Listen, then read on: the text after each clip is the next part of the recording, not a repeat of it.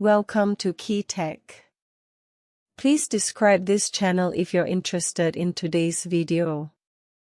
In recent years, the US and Western countries have leveraged their leading edge in semiconductors, collaborating with their allies to impose export controls on China.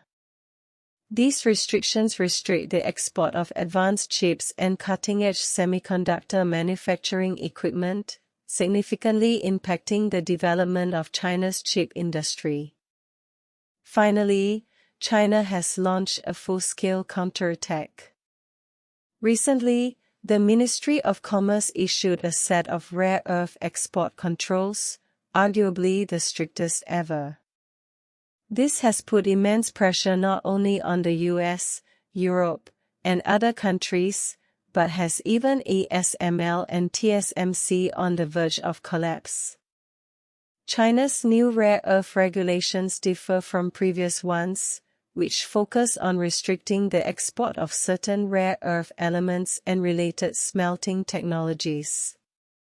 Instead of restricting the export of rare earth ores themselves, they extend the control to encompass the entire rare earth-related industry chain. This includes the entire suite of core technologies and key equipment for mining, smelting, separation, and magnetic material manufacturing on the export control list. More importantly, China, like the US, is exercising long-arm jurisdiction, explicitly stipulating that rare earth content exceeding 0.1% in advanced logic chips 14 nanometers and below, memory chips with 256 layers or higher, and sensitive areas must obtain a license. Regarding long-arm jurisdiction, this has long been a common US measure.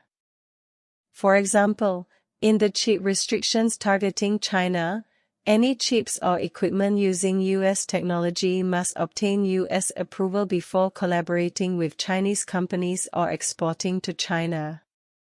In fact, China has long opposed the US's long-arm jurisdiction, but the US has refused to listen. Now, China has no choice but to retaliate with similar measures. The impact of the new rare earth regulations can be seen in the US's reaction. Trump was furious upon hearing the news, issuing a 1,000-word article criticizing them and even threatening to impose additional tariffs. But to no avail, he ultimately acquiesced to negotiations with China. However, there are those who are unaware of the situation, such as the Netherlands in Europe. Even the US is hesitant to take drastic measures, yet the Netherlands suddenly took action against Nexperia, a wholly-owned subsidiary of the Chinese company Wingitech Technology, and even attempted to seize control of the company. Unfortunately, China's new rare earth regulations haven't been effective. The move to restrict chip exports has caused panic among European automakers, who are now putting pressure on the Netherlands. That's not all. US media reported that ASML in the Netherlands has delayed lithography machine shipments for several weeks due to rare earth issues. Although ASML claims its equipment has a long production cycle and that its inventory can last several months, it remains unclear how the rare earth crisis will be resolved in the future. Rare earth elements have a wide range of applications. While their usage is not large, they are essential for advanced equipment and manufacturing.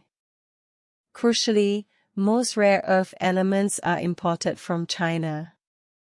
This is true not only for lithography giant ASML, but also for wafer giant TSMC. Recently, TSMC chairman Wei Shijie publicly stated that he would expand production capacity and upgrade technology at his Arizona wafer fab to better meet the needs of American clients. However, reporters with inside knowledge have exposed this as nonsense. TSMC's rare earth inventory at its US fabs only lasts about 30 days, and due to the new rare earth regulations, it is difficult to obtain more. The problem is that, not only are TSMC's US fabs facing a rare earth crisis, but even TSMC's domestic fabs in Taiwan are nearing collapse. Domestic wafer fabs are struggling, still needing to seek assistance from mainland China, leaving them with no time to spare for their US fabs. In response, the New York Times commented on the new round of rare earth regulations, stating that if strictly enforced, TSMC's chips, which contain a significant amount of rare earth elements, may no longer be able to be exported to the US, and that long-arm jurisdiction would backfire on the US. The New York Times also directly commented that TSMC, subject to both US restrictions and rare earth regulations, is now being saddled with both ends. However, TSMC's stigma is self-defeating. In recent years, it has actively responded to US export control requirements, first decisively stopping Kirin chip manufacturing for Huawei and then gradually halting chip manufacturing for Chinese companies added to the US entity list. TSMC is heavily dependent on mainland China for rare earths, while at the same time strictly complying with US regulations and suppressing mainland China's chip development. Relevant data shows that in 2024, Taiwan province imported over 6,000 tons of rare earths from mainland China, accounting for 96% of its total imports, making it essentially completely dependent on mainland China for its rare earth supplies. TSMC consumes approximately 3,000 tons of rare earths annually. This demonstrates the depth of TSMC's reliance on China for its rare earths.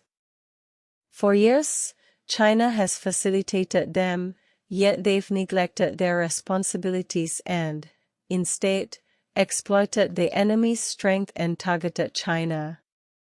It's time they learned their lesson. Not only TSMC, but many Taiwanese companies in Taiwan are cooperating with the US in its efforts to decentralize its supply chain from China. It's time they learned a lesson, understanding who truly controls the supply chain. If they continue to stubbornly refuse to change, they will suffer the consequences.